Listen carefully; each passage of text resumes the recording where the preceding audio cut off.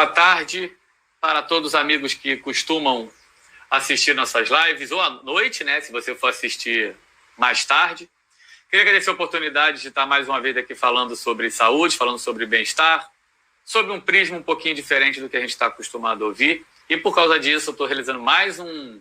Muita gente acha que é exagero quando eu falo sonho, mas eu acredito e eu continuo sendo utópico, continuo sendo visionário, sonhador, eu vou continuar falando uma linguagem não tão conservadora, é um sonho mesmo, porque a gente se acompanha desde 2020, em época de pandemia, eu compartilhando os posts deles, que era muito parecido com o meu, e hoje eu estou aqui de frente para ele, ainda online, mas conhecendo um pouco ele pessoalmente, conhecendo um pouco da história dele, conhecendo um pouco dos valores, o que ele está trazendo de tão positivo para o mercado.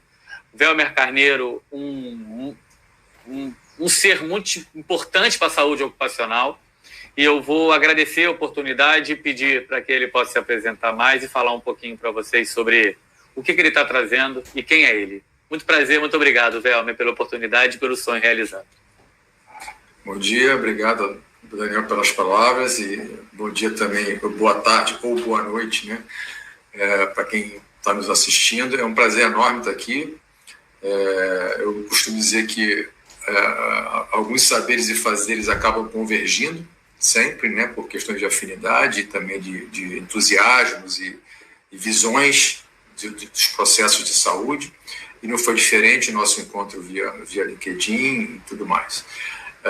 Para quem não me conhece, eu sou médico de formação, tenho 33 anos de atuação na área médica, fui nefrologista uma vez na vida profissional. Nos meus primeiros 10 anos de profissão, eu trabalhava com hemodiálise, CTI, transplante renal, ou seja, eu trabalhava na linha final da terapêutica médica, lá onde os custos são enormes, né? A pessoa já está com uma doença crônica instalada, você que agudiza muitas vezes, e você, no máximo, pode trazê-la para uma linha de base dentro da própria doença, né? E não evitar mais que a doença apareça, ou outras talvez não surjam. E quando em 98, 97, eu conheci a medicina do trabalho quando eu fui trabalhar no SESI, no Serviço Social da Indústria, no Rio de Janeiro, numa unidade operacional, como clínico, médico examinador, e ali eu comecei a perceber, aos meus idos da faculdade de medicina, o início da doença, que muitas vezes as pessoas não sabem, por questões de comportamento, hábitos, ou maus hábitos de vida, ou a falta de uma opção de uma vida melhor, de mais qualidade, e tentar, junto com uma equipe multidisciplinar, né, com educadores físicos, nutricionistas, dentistas, psicólogos, assistentes sociais, fazer um trabalho de educação para a saúde, um letramento em saúde, para pessoas que muitas vezes não tinham condições nem financeiras, às vezes, de comer melhor um legume, uma verdura, enfim. E isso foi me dando mais prazer do que trabalhar no CTI, porque ali eu tinha muito mais alcance no processo de promoção da saúde e prevenção da doença do que num ambiente fechado, altamente tecnológico, necessário, né, mas com um impacto bom, mas um pouco alcance. E eu resolvi, então, dar uma meia volta na minha formação profissional, fui fazer especialização em medicina do trabalho, comecei a me apaixonar mais ainda, fui largando o CTI, fui largando a nefrologia, e aí depois da medicina do trabalho eu fui me especializando cada vez mais na gestão de saúde, né, fazendo 2 MBAs de gestão em saúde para poder tentar, através do conhecimento técnico e de gerenciamento no mundo corporativo e fora dele também, tentar ajudar essa população que muitas vezes não consegue ver um médico de uma vez no ano direito, né? Então, essa é a minha trajetória rápida. Hoje eu estou no grupo DOR, né? Tive uma passagem pelo SESI, fui gerente de saúde e odontologia no SESI, fui supervisor executivo de saúde e ocupação da TV Globo durante 5 anos, e fui para o grupo DOR, em 2 empresas do grupo, uma DOR Consultoria e a DOR Soluções, não à toa, porque o nosso diretor, vendo a oportunidade de fazer uma interseção maior da saúde assistencial com a saúde ocupacional, já que nós atuamos dentro de outros clientes também, empresas de grande porte, não só para dentro da própria rede, mas também para fora da própria rede. Então, em linhas gerais, Daniel, é isso, é um prazer estar aqui com vocês, e vamos ver se a gente consegue aí tratar do tema que é muito ululante, algumas coisas dentro desse tema que a gente vai falar hoje, mas que é importante para as pessoas que estão nos assistindo, seja de qual segmento for, ou de qual função dentro da empresa, for gerencial ou não, tentar absorver alguma coisa de bom aqui e ver o que está fazendo, ampliar o que está fazendo de bom e tentar gerenciar aquilo que não está muito legal. É isso. Muito. Não, falou e já começou rompendo várias percepções que eu tinha, que eu apoio, que eu acolho, mas eu não havia pensado. E até me recordo um comentário de um professor ontem uma postagem que eu fiz no LinkedIn, que eu vou comentar basicamente como uma provocação para depois complementar com a pergunta. Você colocou o início do problema. O início do problema, você citou. Maus hábitos, capacidade e possibilidade. Ou seja, a pessoa tem um mau hábito por opção dela, ela tem mau hábito porque ela não é capaz de ter bons hábitos por falta de informação, por exemplo, e tem gente que tem mau hábito, tem vontade, mas ele não tem possibilidade. Pessoas mais humildes, pessoas com a característica de deslocamentos, etc. E aí eu postei ontem um estudo que saiu do dia 24, em que eles colocaram, rompendo com um sistema de crenças, que apenas 22 minutos de atividade física moderada vigorosa no decorrer do dia, visto que eles estão usando acelerômetro e não mensurando o treinamento na academia, no centro esportivo, foi capaz de reverter muitas das doenças e a mortalidade precoce de quem passa a maior parte do dia sentado. Só que lendo o trabalho, ele vai claramente pontuando que não é exercício, é dia ativo, é vida ativa. Só que aí um colega, de maneira bastante pertinente, ele falou que ele preferia que não fosse colocado como eu coloquei, que não é uma questão de ir à academia, mas uma questão de só ir à academia. Foi muito interessante. Por quê? Porque traz uma visão de não é só ir à academia. Pode ser em qualquer situação. E aí eu me remeti às pessoas que não têm a possibilidade, que não têm a capacidade e talvez não tenham o valor moral, né? Questão cultural, questão histórica de frequentar um centro de treinamento, uma academia, que é a construção social de hoje, baseado no movimento que é o principal valor de saúde hoje. Já acho que creio que seja uma...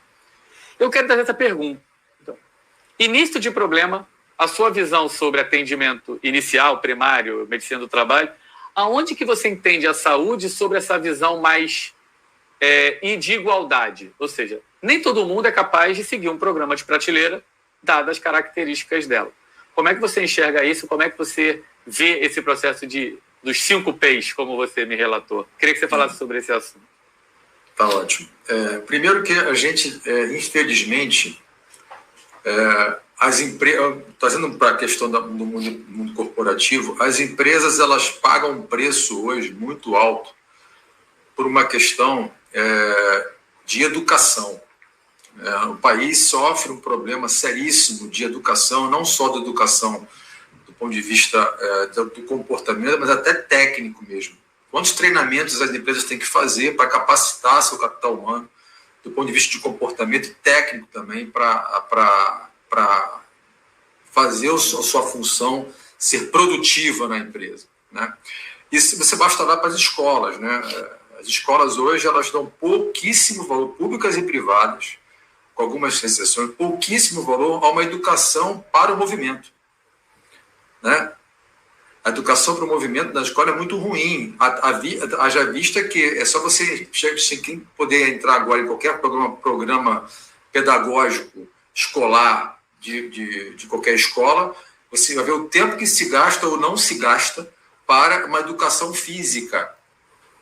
Tá? E a educação física não é só jogar handebol, voleibol, futebol. A educação física é o que você está falando. O que eu posso fazer de movimento saudável, né, para eu ficar mais ativo e produtivo, com menos processos de adoecimento, né? Então, a primeira coisa é isso. Vocês temos que olhar para o nosso processo educacional da base, né? E segundo, já que nós estamos lidando com uma questão já mais adulta, e aí os adultos que estamos ouvindo, né, olhem para os seus filhos, porque eles vão ser adultos um dia, com certeza, espero eu, né?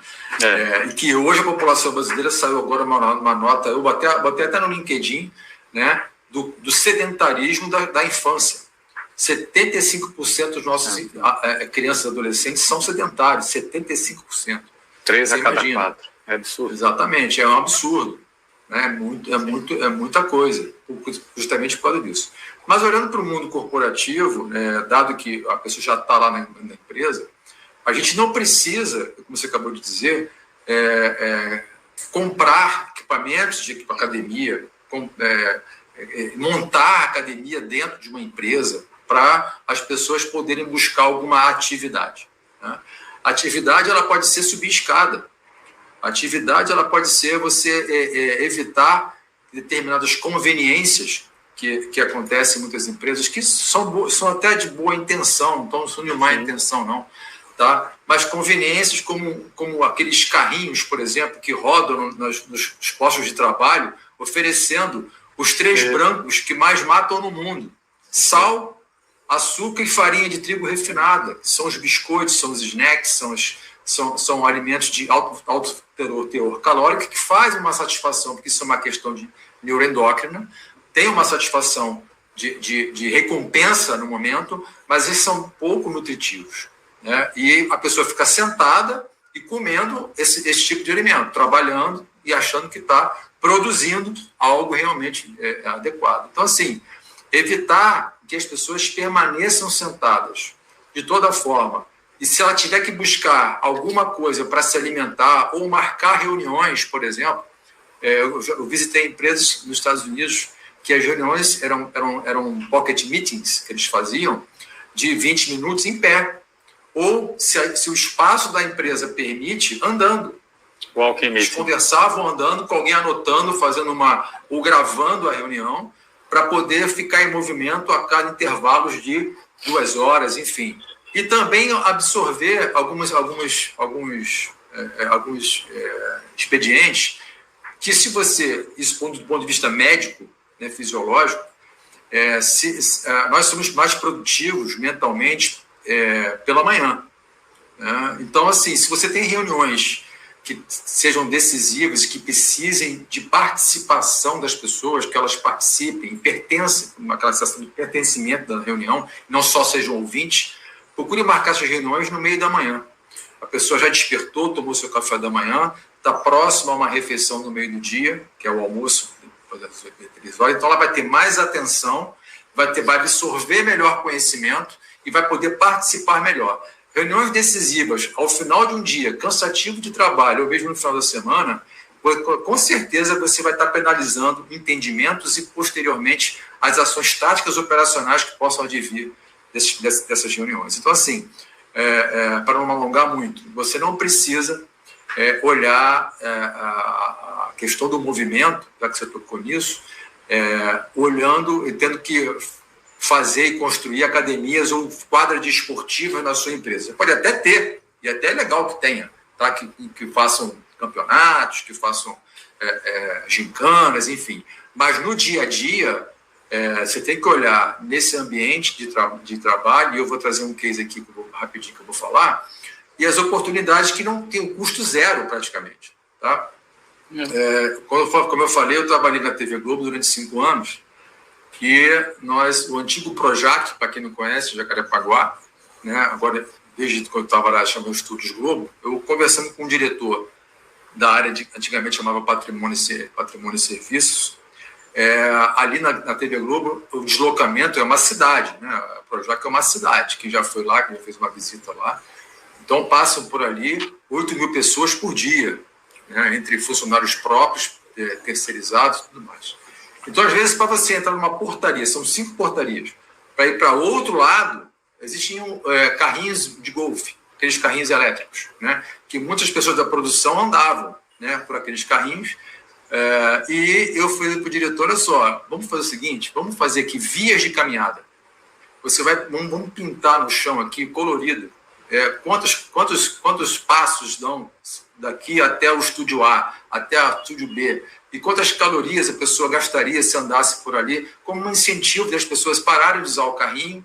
Tinham bicicletas também que foram disponibilizadas para as pessoas se movimentarem lá dentro, ao invés de usarem o carrinho ou até um ônibus van, um ônibusinho que tinha lá dentro. Tá? E deu muito resultado, as pessoas começaram a andar, a caminhar, agora a liderança fazendo também. né? Não é só fornecer. O líder, o gerente da área, o diretor da área, o supervisor da área, fazendo esse processo para poder ser a liderança pelo exemplo e as pessoas notarem que aquilo ali tinha um valor para a sua saúde, logicamente, para o trabalho que estavam realizando. Então, são coisas que você podem fazer com observação e, logicamente, trabalho interdisciplinar, não só para a área de saúde, mas com a área de engenharia, área de arquitetura da empresa, para você aproveitar o espaço que a empresa já tem, de forma inteligente. Eu tive essa mesma experiência numa empresa de siderurgia, e eu propus isso, que eles tinham os caminhos, existiam as regras que não podia, por questões de segurança. Sim. E aí eu trazendo um pouco, como eu já também de uma outra empresa, em que só podia usar o elevador alta gestão. E aí já é o segundo ponto, alta liderança não faz. É como se os gestores de determinados segmentos, eles olhassem somente para o seu próprio prisma, no caso a segurança. A área de saúde olha para adoecimentos. A alta gestão olha para a parte de gestão geral da empresa, se todo mundo está funcionando, e os funcionários, e vai trazendo um monte de conceitos, e os funcionários vão absorvendo ou não. É tudo muito abstrato, é tudo muito afastado, é como se ninguém se envolvesse. E a visão de saúde hoje está muito na moda, né? A saúde integral, né? Saúde como modelo de saúde pública, saúde como modelo de mudança de cultura, como mudança social. Como é que como é que na sua cabeça funciona essa hierarquia, né? Esses processos, para que a saúde seja vista como foi vista na Globo? Você, como médico da Globo, conseguir no supervisor, no superintendente e propor. Talvez tenha muitas lideranças com boas ideias, mas ele não consegue atingir a ponta. Ele tem que subir um degrau. E, às vezes, quando chega nesse degrau, esse degrau não tem a mesma visão que a alta gestão. Então, a sua visão de saúde, então, na sua visão, ela tem que estar muito vinculada à governança, ou seja, à cultura lá na ponta para que ela possa descer. Porque você falou de supervisor, de diretor, você falou de apoio das médias lideranças e, consequentemente, uma boa adesão dos colaboradores. Então, como é que você enxerga essa pirâmide da saúde dentro da organização? Primeiro, você tem que trabalhar com indicadores.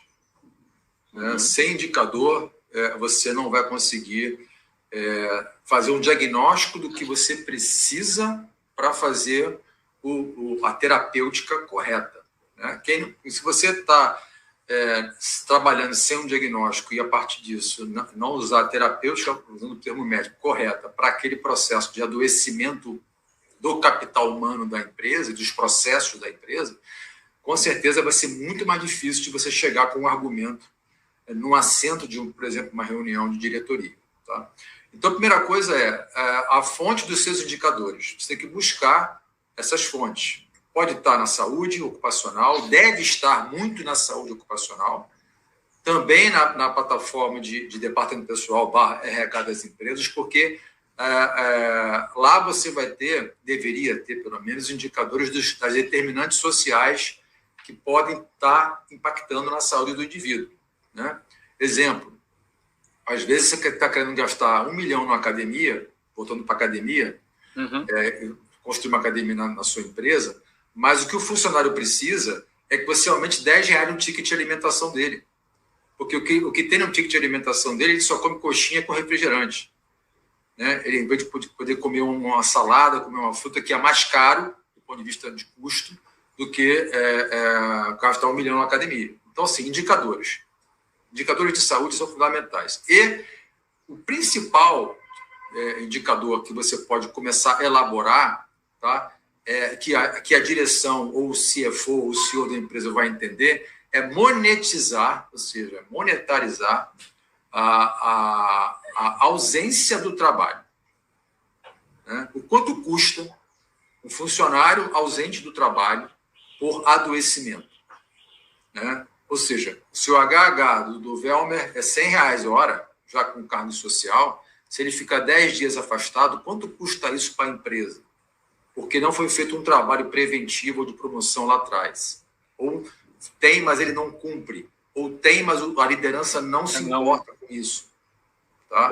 Então, eu comecei a convencer, aí eu vou pegar o case de sucesso, né? Comecei a convencer a liderança das empresas que eu trabalhei, fazendo esse trabalhinho. Eu fui lá no RH, né? Pedi autorização para pegar a folha e quanto seria o salário de cada um de forma sigilosa, né? E aí, a partir disso, começamos a fazer um cálculo por diretoria, por departamento, por função, de quanto custava aqueles atestados médicos que estavam aparecendo lá na saúde / departamento pessoal. E quando eles começaram a olhar essa conta, em reunião, pessoal, aqui vamos marcar aqui, eu não falava só quantos periódicos estão atrasados, quantos admissionais nós fizemos, quantos demissionais foram feitos, quanto é o trabalho, não. Quanto custou, nesse mês, para o departamento X, diretoria A, a ausência do trabalho dos trabalhadores. Não só os custos diretos, mas também, se esse trabalhador se afastou por 15 dias, ele usou o plano de saúde que a empresa oferece. Quanto custou isso nesse plano de saúde qual foi a sinistralidade? Tá? Ele se afastou e quantas pessoas fizeram hora extra, porque alguém se fora do trabalho, vai determinar mais trabalho para outros. Quantos fizeram hora extra para poder suprir a ausência dele? Mais um custo. Né? Teve contratação de mão de obra temporária ou terceirizada para poder suprir essa ausência? Outro custo. Tá? Houve esse afastamento pela doença. Tem uma relação de nexo causal com a função, ou seja, impactando no fator acidentário de prevenção para a empresa, que é uma contribuição previdenciária mensal que a empresa paga sobre a folha do salário bruto? Teve. Então, já falei 6 custos aqui que uma ausência do trabalho pode proporcionar por adoecimento. Né? Então, assim, se você chegar com esses dados, com esses indicadores, para uma discussão, para começar uma discussão sobre o que faremos para poder tentar, de forma interdisciplinar, focar nisso, né? E também educando a liderança de quanto isso impacta no seu resultado do negócio, tá? Aí você vai começar a ter assento mais cativo nas reuniões estratégicas da empresa, porque eles vão perceber, e a pandemia mostrou isso, o quanto não se gastou de tempo e dinheiro para acompanhar pessoas que tinham testes positivos, testes negativos, pessoas com sintomas que iam para a empresa, que saíam da empresa, ficavam em home office, enfim. As empresas que tinham esses processos de gestão mais estruturados se deram melhor. As empresas que não tinham, só cumpriam norma legal, tiveram que, gastar um tempão para aprender a lidar com isso. Mas parece, infelizmente, que a lição não foi totalmente absorvida, porque tinha encontra gaps e algumas resistências dentro de determinados segmentos econômicos para implementar programas de gestão integral de saúde. Tá? Eu tenho... Não, você colocou HH versus afastamento. É o que eu mais tento mostrar, que as pessoas muitas vezes não percebem. Quando a pessoa sai mais cedo porque está com dor, ou ela sai mais cedo porque está enjoada, muitas pessoas falam, tá bom, pode ir lá. Uhum. É meio-dia de trabalho. Então, essa tua visão de quanto custa o HH de cada, isso conta. Só que as pessoas não acham isso inofensivo, acham que isso não atrapalha. Eu fui legal, porque eu te liberei e você não estava num bom dia. Sim, só que isso fica embaixo, isso aí não chega lá em cima, não chega na ponta. Sim. E em outro processo também, quem está na alta gestão, ele não consegue ver o que está acontecendo, ele só vê os números absolutos, e eles são frios, né? E podem ser manipulados, tanto trazer uma visão negativa demais, como uma visão até positivista demais. Uma experiência que eu queria que você trouxesse é como você enxerga a relação dessas médias lideranças que está na ponta, são eles que estão fazendo a máquina girar, só que eles enxergam alguns processos de saúde, não vamos colocar na minha linha de vida, que é a gestão de tempo sentado, mas outros processos de prevenção de saúde, como algo inofensivo. Nem coloco como que não dessem valor, mas eles veem como inofensivo ou veem como uma coisa que pode ser postergada, que tem prioridade na frente. Como fazer com que essas pessoas entendam? Porque parece que eles se colocam numa situação de super-heróis, em que eles têm que cumprir demandas lá de cima, visto que quem está na alta gestão, ele não está vivendo aquela realidade, ele está vivendo outros tipos de trabalho, fazendo reuniões de diretoria, de alta gestão, estão fora muitas vezes em viagem. É um processo de trabalho diferente, eles não estão no dia a dia. Então eu vejo o líder médio, ele tentando se igualar a um pensamento da alta gestão, mas ao mesmo tempo ontem ele estava na base da pirâmide. Como é que você enxerga essa relação, que eu chamo de uma pirâmide, de responsabilidade, como você colocou? Cada um tem sua responsabilidade. O CEO, ele tem que, graças às informações, criar um ambiente. O líder tem que fazer essa máquina funcionar. E o colaborador tem a obrigação de fazer. A partir do momento que o colaborador não faz, mas o líder faz e a empresa oferece, a responsabilidade é do colaborador. Concorda? Se o colaborador quer fazer, o líder ele não participa, ele não estimula, a responsabilidade da liderança. Se o colaborador quer fazer, o líder quer fazer, mas a empresa não oferece, a responsabilidade é da empresa. Como é que você enxerga essa tríade aí complexa nesse processo? Excelente. É um processo que os CEOs e a alta liderança da empresa, e junto também com a representatividade dos funcionários, tá, é olhar para o documento fundador da empresa. Né? Quais são os valores que a empresa e a missão que a empresa quer, dentro desses valores, chegar? Aonde ela quer chegar? Qual é o goal dela? Né? Se ali, quando você olhar, somos uma empresa ética, uma empresa assim... Ética, primeiro que ética já é default, né? Se você falar com uma empresa ética, pelo amor de Deus, né? Tire isso da sua frase de valor, com o conselho que eu lidou, com meus cabelos brancos aqui, eu tenho toda a autoridade de falar isso, assim, tire isso da sua frase. Ética é default, gente. Se você não tem ética na sua vida, você vai fazer o quê com a sua vida? Né? Ética é default, é a base de tudo. Tá? Então, vamos subir um pouquinho. Então, nos valores da empresa, na missão, na visão da empresa, a questão da saúde tem que estar ali clara. Né? A importância que a empresa dá para a saúde do seu capital humano. E ali tem que estar escrito como é que se faz isso. Quais são os métodos, os processos para você chegar quais são os indicadores que você vai ter de performance dessas questões para poder aquilo ali ser respirado por todos da empresa. E não só uma coisa que está escrita numa pedra que não funciona, uma pedra fria que não funciona. O funcionário, quando ele é admitido no processo da empresa, ele percebe que ali é diferente. Já pelo exame médico, por exemplo. Se o exame médico admissional dele for um exame ralo, de que o médico não olhou, não abriu a escuta para ele e garantiu que aquilo ali que estava sendo dito para ele, o exame médico dele, é sigiloso e vai ser utilizado como uma forma de indicador, sim, mas de forma geral e não única. A única vai ser usada pelo médico, pela equipe médica. Mas no panorama da empresa, aquela informação é epidemiológica, se ele está acima do peso, se a circunferência abdominal dele está acima do padrão, para ser fator de risco, como é que está a questão mental, comportamental dele, enfim. Ele vai perceber que ali, aquele é o valor. O médico examinou, deteu o tempo, abriu a escuta, ele pôde ter garantias e credibilidade no processo, ele vai entender, opa, aqui é diferente. Até para as questões das más pessoas, né, que infelizmente temos, que sabendo que a empresa é falha nessa questão, já viu uma vulnerabilidade no processo da entrada, assim que ele recebe ali a carteirinha do plano, começa o ai, o iui. Ele vai usar de forma inadequada e vai dar prejuízo para a empresa. Então, estamos falando só de absenteísmo, sem falar do presenteísmo, a gente nem chegou lá ainda.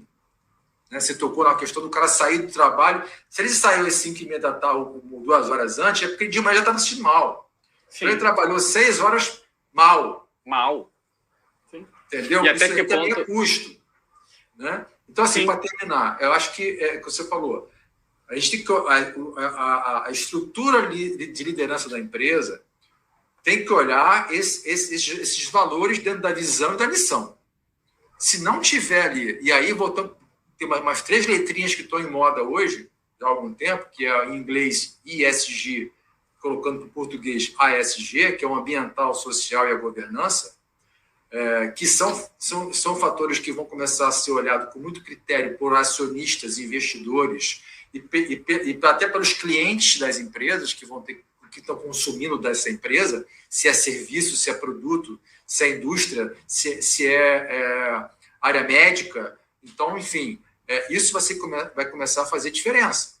E isso tem que estar muito bem trincado e o funcionário tem que respirar isso, tem que vestir, sentir que está vestindo esse processo de preocupação com a saúde. Não é fácil, não estou dizendo que é fácil, tá? Não é trivial, tem que ter gente boa para lidar com isso, né? Tem que ter gente que tenha experiência para lidar com isso, gente que tenha metodologia científica para lidar com isso, porque senão você pode comprar gato com lebre.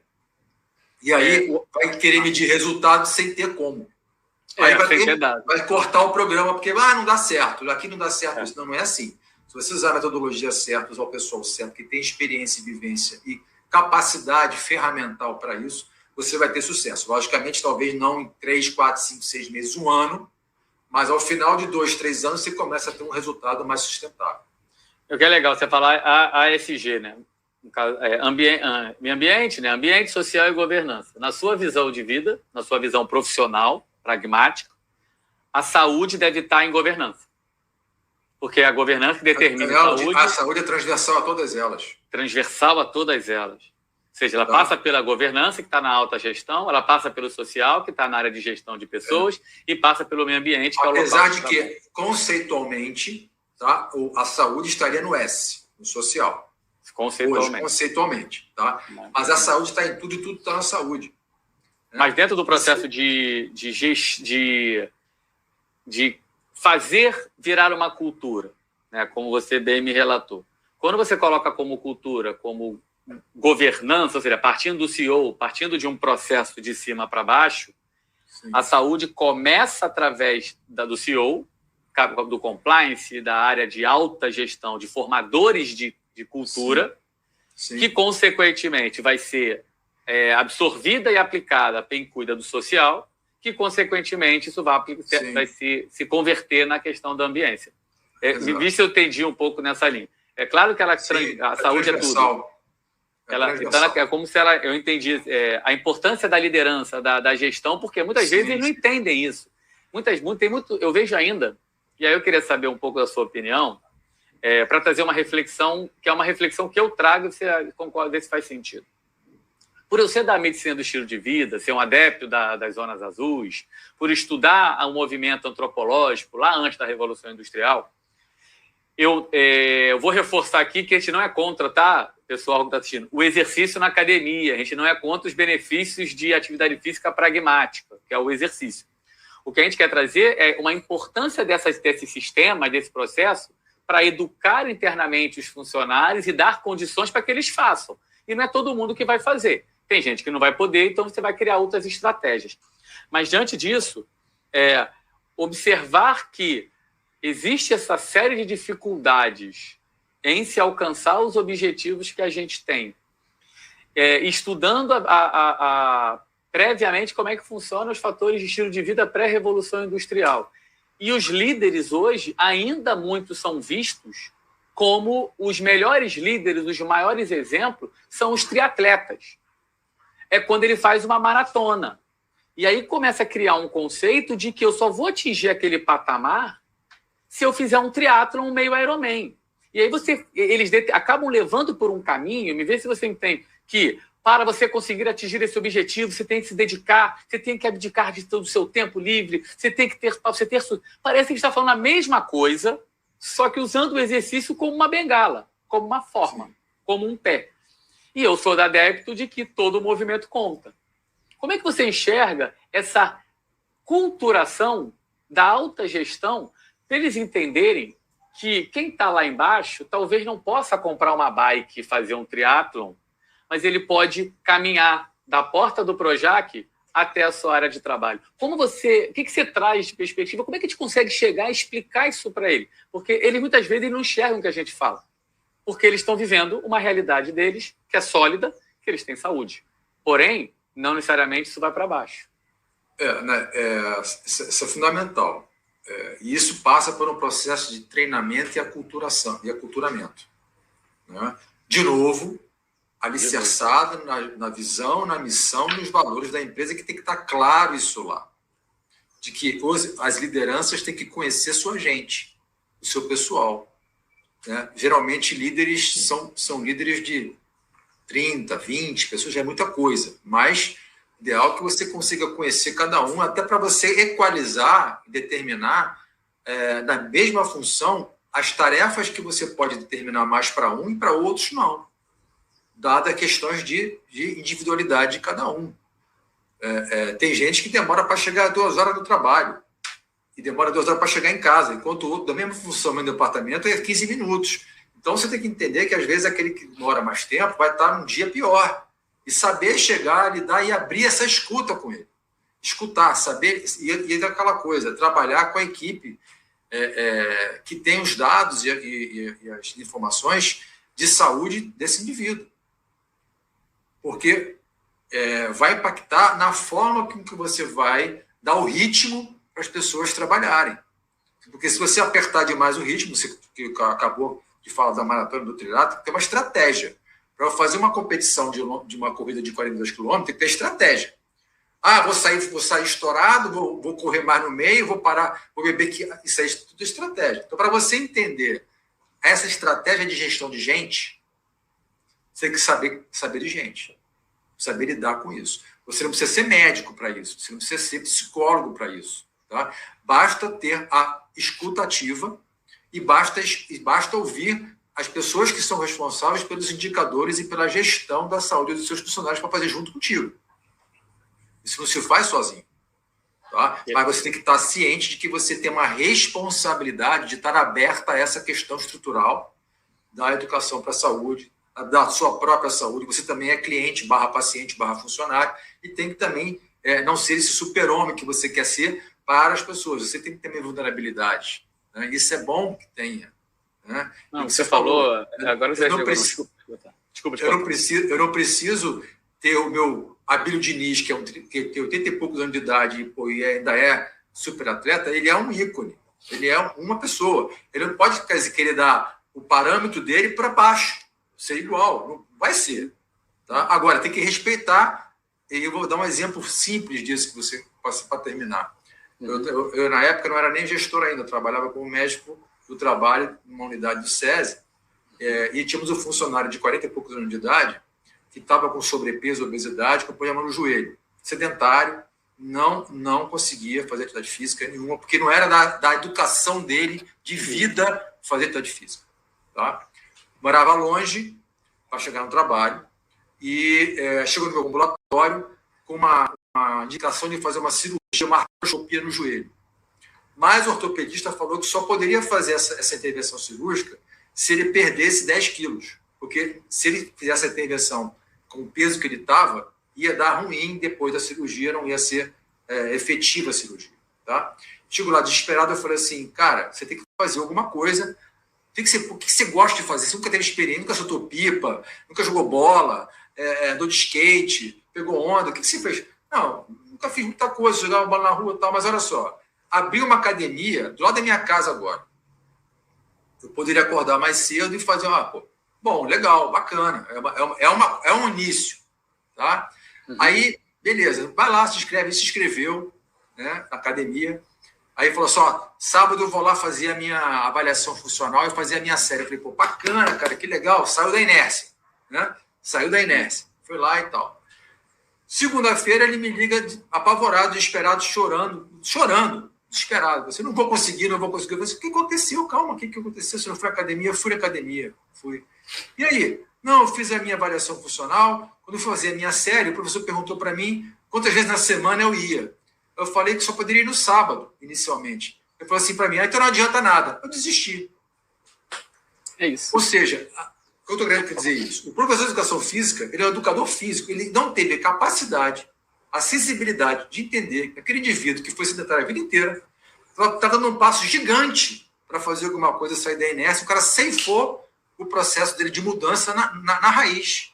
Isso é um crime. Então, assim, nós temos que ter essa ideia de que que nós fazemos não é igual para todo mundo.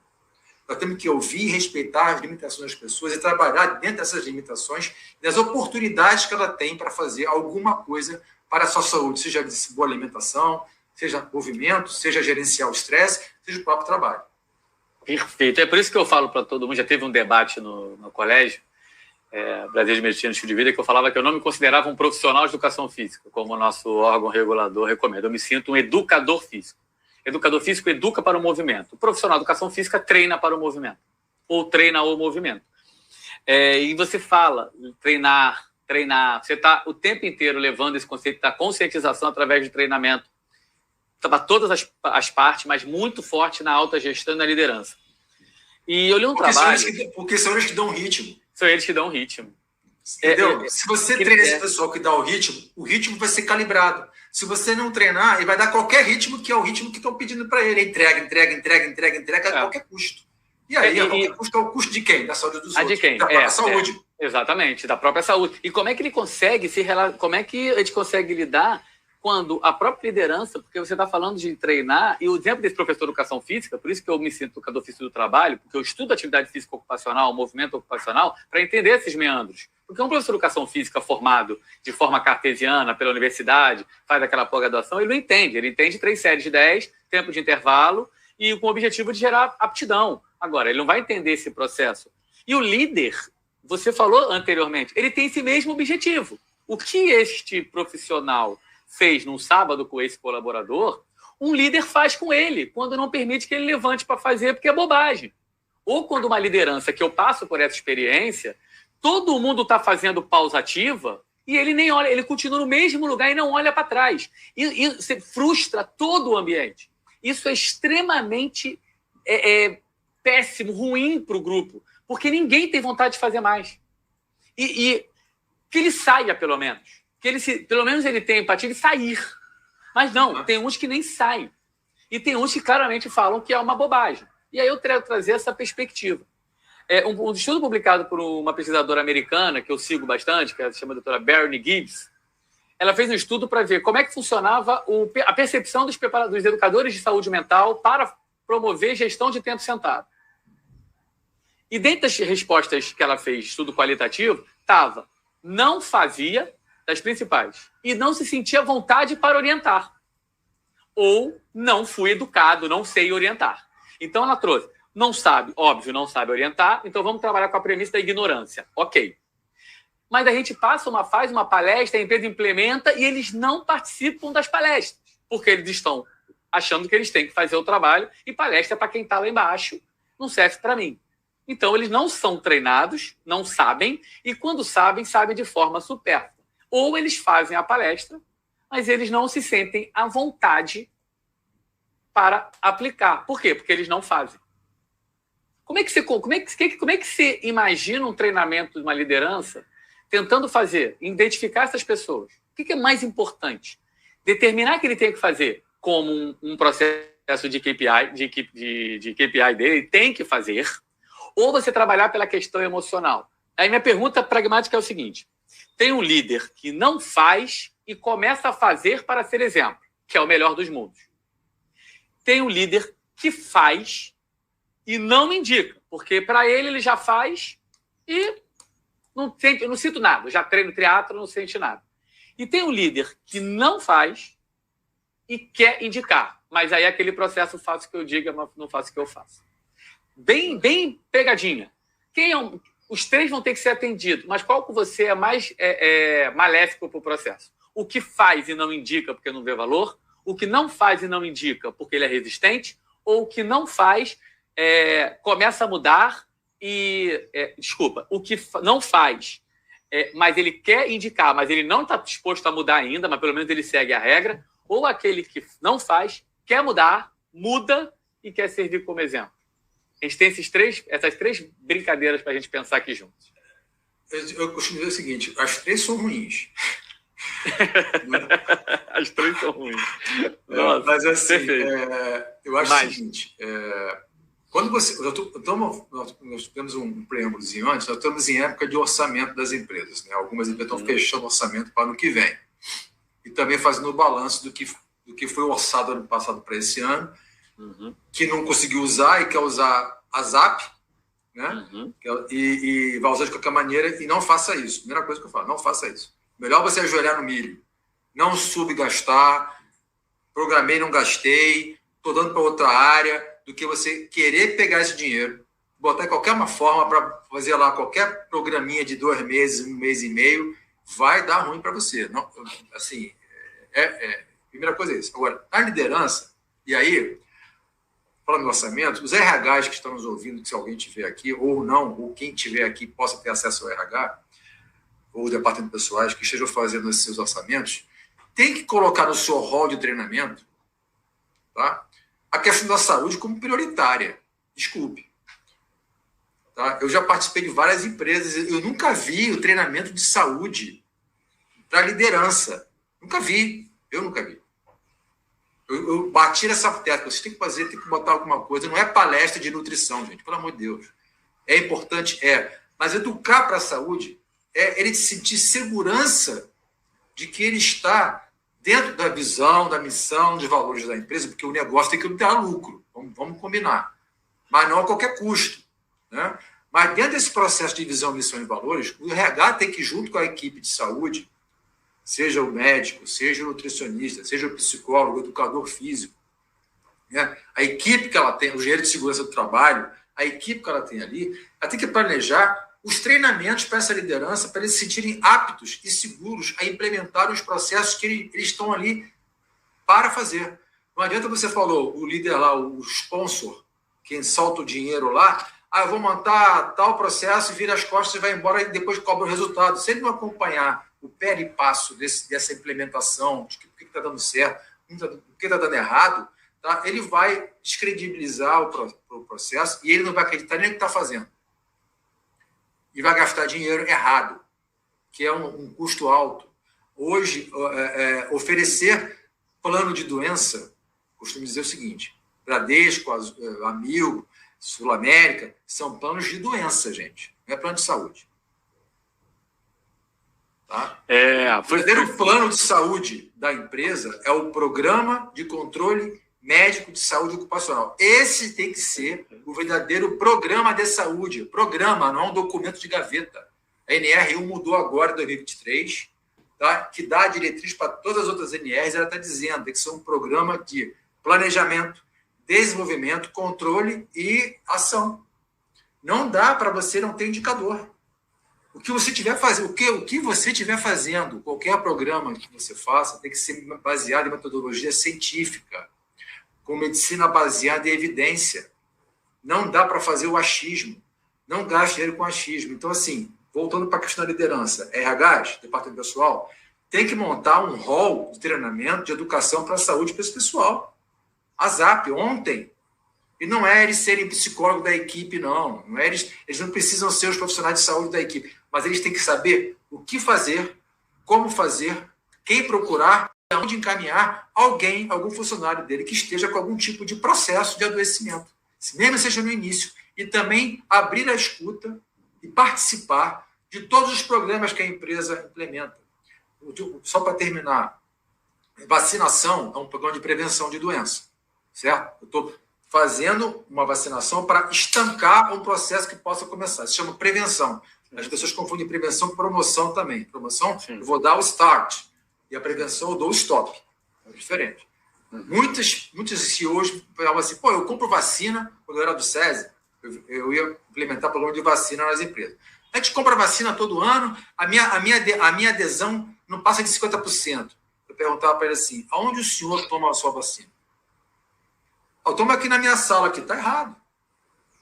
Onde é que o seu funcionário toma vacina? Lá no container da produção. Você tem que ir lá com a tua diretoria tomar vacina lá. Ele tem que ver isso. Se você se esconde e faz os programas de saúde escondido, tá? Ele não vai ver isso como valor. Então, apareça mais na linha de produção, junto com a sua linha. Você tem que puxar o carro. Programa de vacinação. Primeiro dia, eu, presidente, com a diretoria, vai lá, são os primeiros a tomar para todo mundo seguir a voga. Você é o exemplo.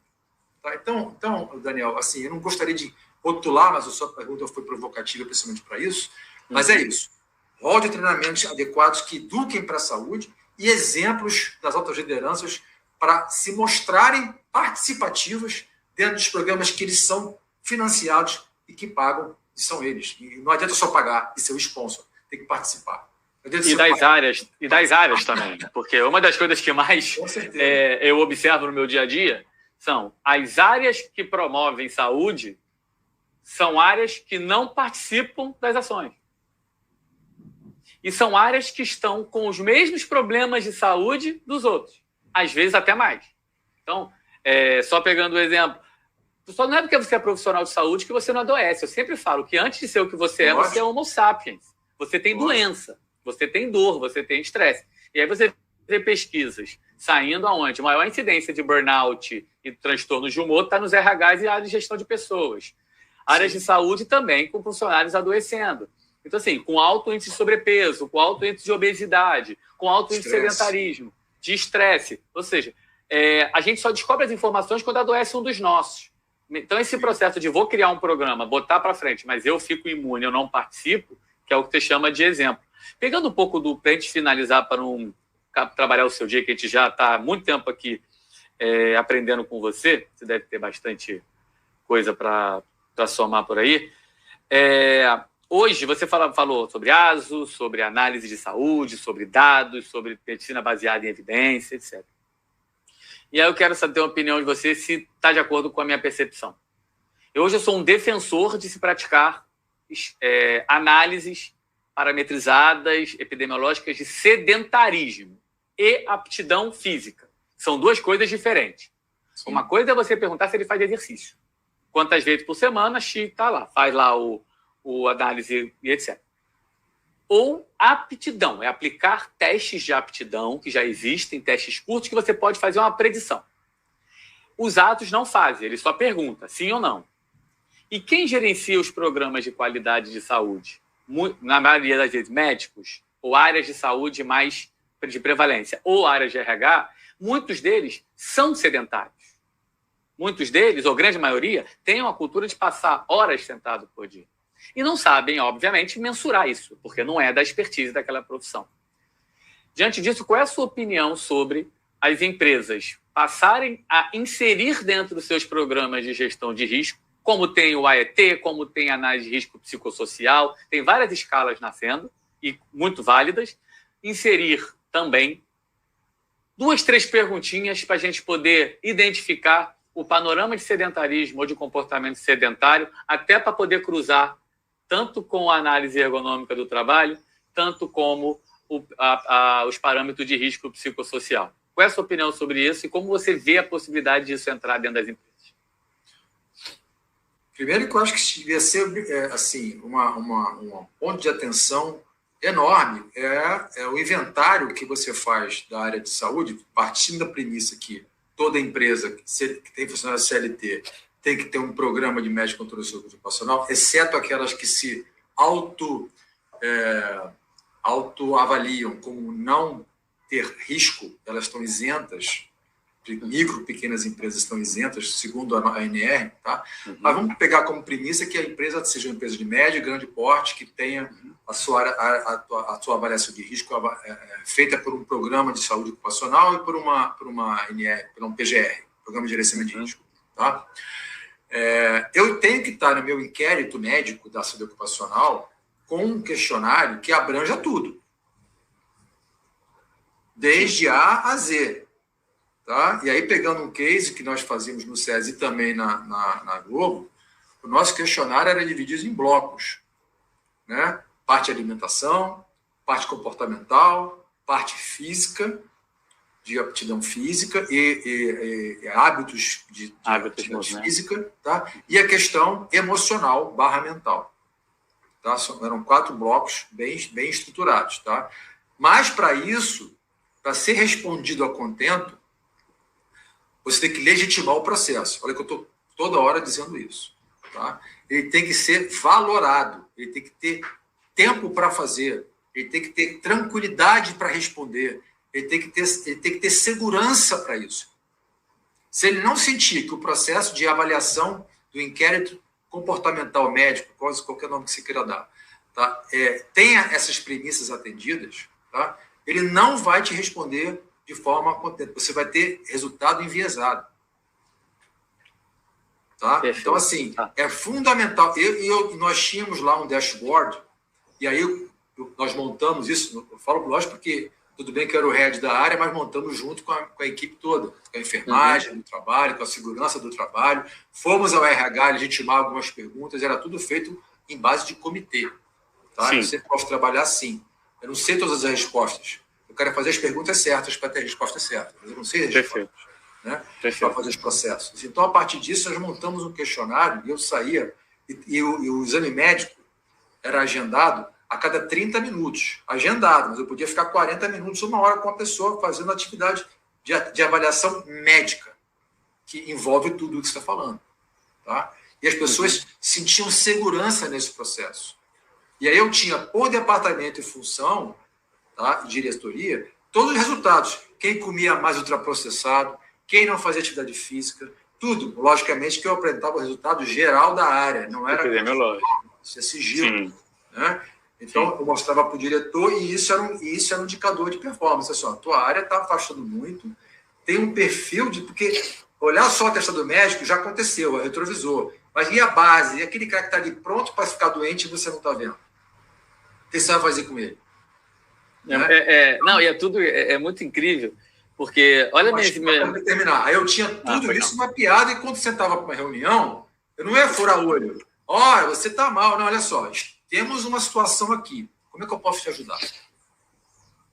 Né? Eu quero te ajudar. Como é que eu posso te ajudar? Você tá aí eu estou falando com o líder, com o diretor e o supervisor.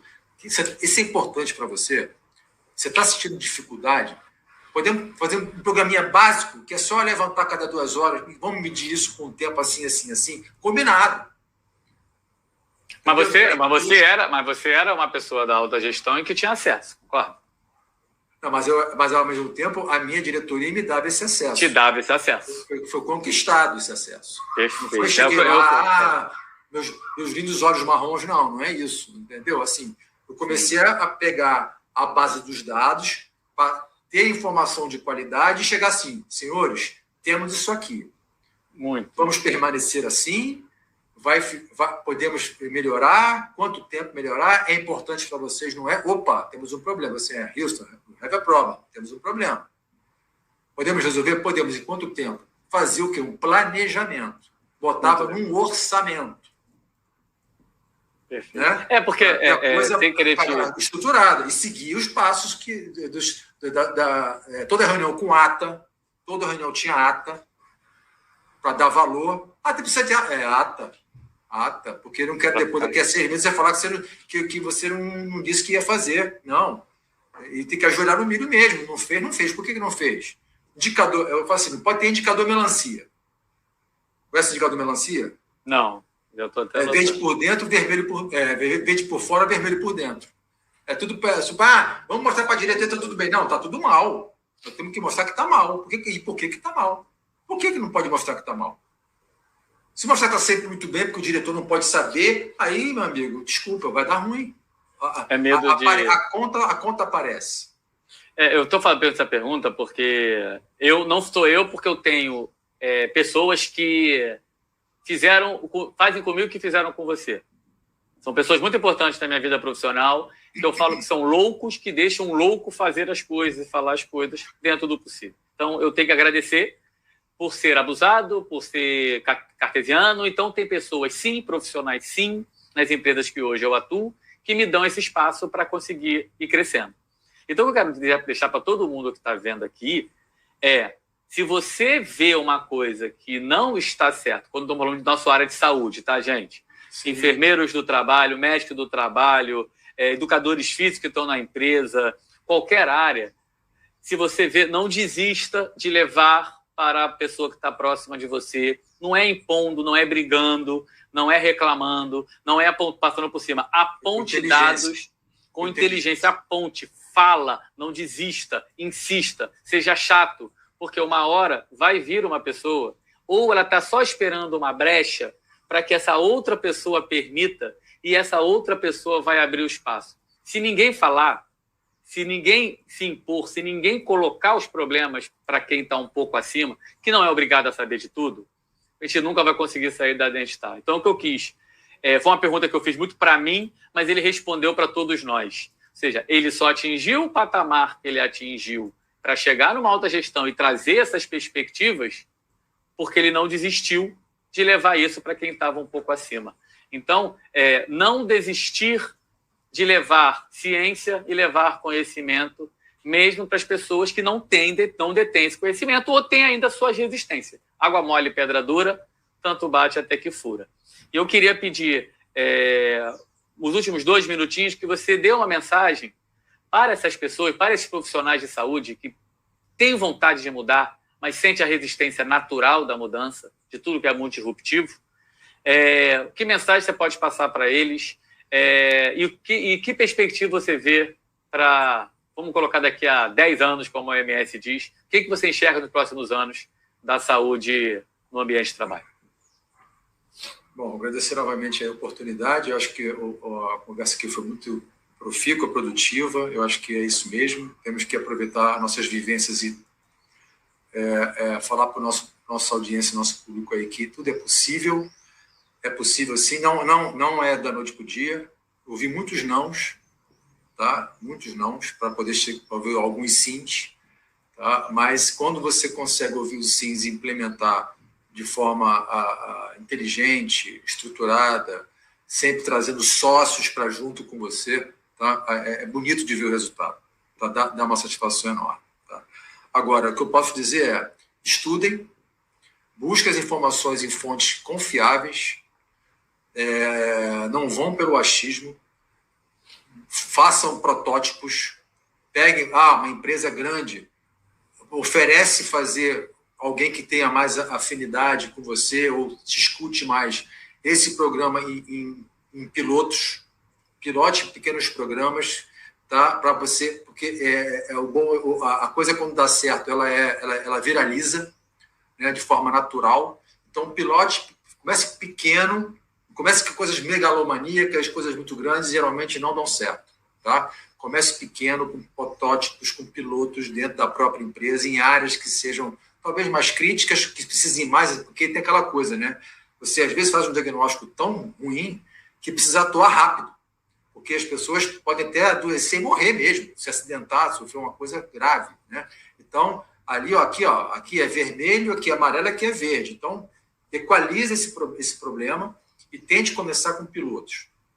Uma coisa e sempre com equipes que sejam interdisciplinares, de todas as áreas. Tá? É importante você ter sócios dentro da empresa e não inimigos. E fazer a ponto de ferro e fogo, sabe? Ferro e fogo. Não faça isso. Tá? Você pode até ter um resultado, mas ele vai ser efêmero, porque as pessoas vão torcer o nariz para você. Tá? Não vão. Eu estou falando de comportamento, gente. Comportamento é difícil mudar. Na nossa composição de saúde, 30% é genético.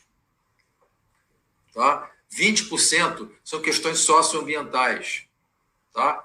Alguns falam em 40%, outros falam em 50% já, mas vamos lá, 10% são as suas condições de acesso à saúde, médicos, hospitais, dentista, enfim. E 40% são seus comportamentos, suas escolhas. Ou seja, a sua saúde está nas suas mãos, 40%. Tá? Só que mudar comportamento não é fácil. Comportamento se muda com o quê? Exemplo, perseverança e persistência na boa atitude. Tá? Que as pessoas vão começar a perceber que vale a pena. Tá? Que vale a pena. Então, assim, pilota, prototipa, testa, erra, testa de novo, seja insistente. Tá? E aí você vai ter mais vivência e propósito para poder convencer as pessoas. Tá? E a saúde corporativa, daqui a 10 anos, eu penso que nós vamos ter muitas oportunidades, já temos muitas oportunidades hoje, mas ela vai ser fator preponderante, mais do que já tem que ser hoje, para o bom desenvolvimento dos negócios. E a gente vai ter que saber lidar com N circunstâncias novas de tecnologias, tá? de comportamentos tecnológicos, de inteligência artificial, internet das coisas, tudo isso com muita força, mas não é uma panaceia também. A gente tem que saber lidar com isso sem perder, aí olhando para a questão da saúde, sem perder a questão do acolhimento e do olho no olho, do entendimento da pessoa. A tecnologia ela vem ser alinhada e não substituir o papel da pessoa, do médico, do educador físico, do psicólogo, do nutricionista, para fazer a sua atuação de saúde olho no olho, acolhendo, entendendo, escutando de forma humana. Bem humana. É isso que eu Até sugestão, assistam Como Viver Mais de 100 Anos, está na Netflix, e você vai ver que o grande motivador da saúde e da longevidade deles são as conexões humanas. Lá eles não fazem tudo pelo Zoom, lá eles não ficam afastados, lá eles estão o tempo inteiro juntos, se ajudando, se olhando nos olhos. Então a gente tem a tecnologia para nos ajudar, mas nunca desista do seu propósito, nunca desistir das pessoas, nunca ir pelas dificuldades, nunca desistir no primeiro não, porque se profissional de saúde ele escolheu trabalhar com a saúde, é porque ele escolheu acolher pessoas, para curar ou para aliviar. Mas o foco não é a cura nem o alívio, o foco é a pessoa. Então, que a gente consiga, com toda essa experiência de hoje, acreditar que é possível você mudar ambientes como um todo, já sabendo a forma, que talvez não seja colocando uma prateleira e jogando a responsabilidade para quem está na base, porque as pessoas podem ter mau hábito de estilo de vida cultural, elas podem não ter capacidade de fazer aquilo e elas podem não ter possibilidades sociais de fazer aquilo. E aí a gente começa a subir a responsabilidade para quem deve ter ou dividir a responsabilidade, e a partir daí a gente conseguir criar um ambiente um pouco mais acolhedor, saudável e, consequentemente, mais produtivo. Que 2030 a sua expectativa aconteça. Empresas mais acolhedoras, empresas mais saudáveis e, consequentemente, empresas mais produtivas. Muito obrigado, foi um papo maravilhoso. Perdão aí o estender um pouco do horário. Para mim, foi uma aula e que a gente possa estar construindo um pouquinho de reflexão para as pessoas que estão nos assistindo. Muito obrigado, Velma, pela oportunidade. Fundo do coração. Eu que agradeço.